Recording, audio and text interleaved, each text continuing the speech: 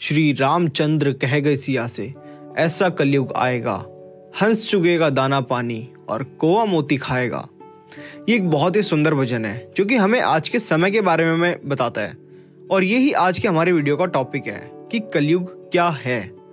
Video शुरू करने से पहले मैं आप सभी का बहुत बहुत धन्यवाद करना चाहूँगा और काफ़ी तारीफ भी करना चाहूँगा कि इस कलयुग में भी आप धर्म से जुड़ा हुआ वीडियो देखना पसंद कर रहे हैं।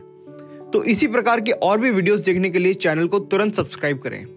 तो बिना किसी देरी के शुरू करते हैं आज का वीडियो। राधे राधे दोस्तों, आप सभी का फिर से बहुत बहुत स्वागत है ओम टीवी पर।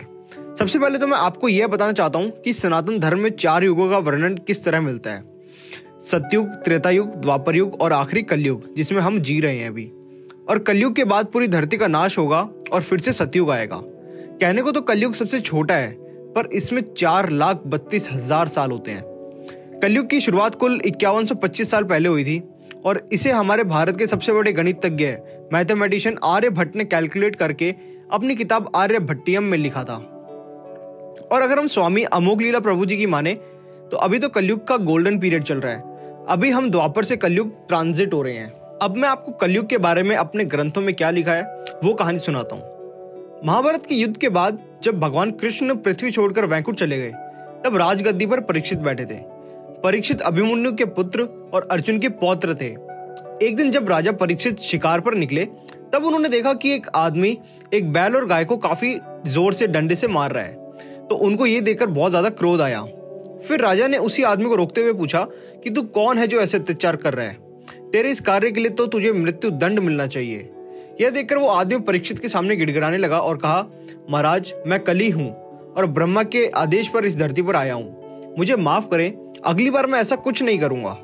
इतना सुनते ही परीक्षित समझ गए कि यह कली राक्षस है जो कि धरती पर कलयुग लेकर आएगा। और जो बैल और गाय थे वे और कोई नहीं, धर्म और धरती माँ है।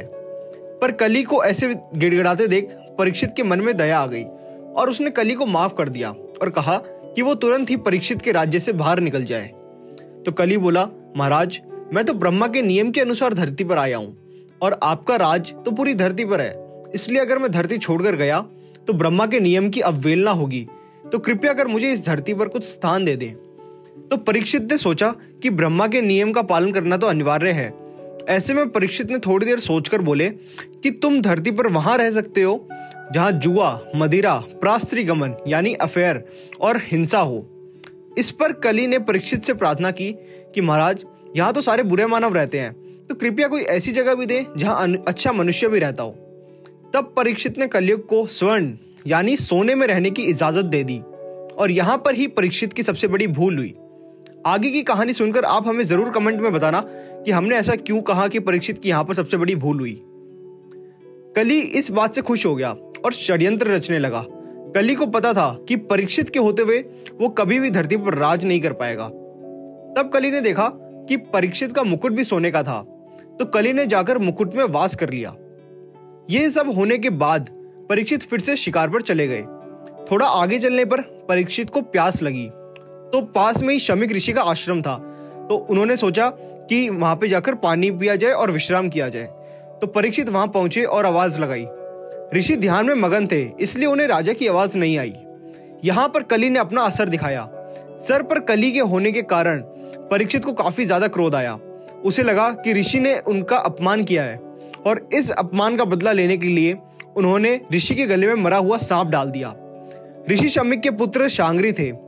उनको जब पता चला कि परीक्षित ने उनके पिता के साथ कुछ ऐसी हरकत करी है तो उन्हें बहुत ज्यादा क्रोध आया और उन्होंने परीक्षित को श्राप दे दिया कि आज से 7 दिन बाद तेरी मृत्यु हो जाएगी।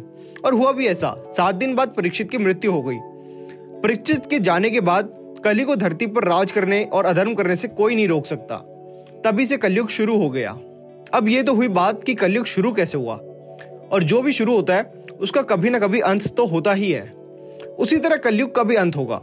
वो स्वयं श्री हरि के 10वें अवतार के हाथों, जो कि जिनका नाम कल्कि है, उनके हाथों होगा।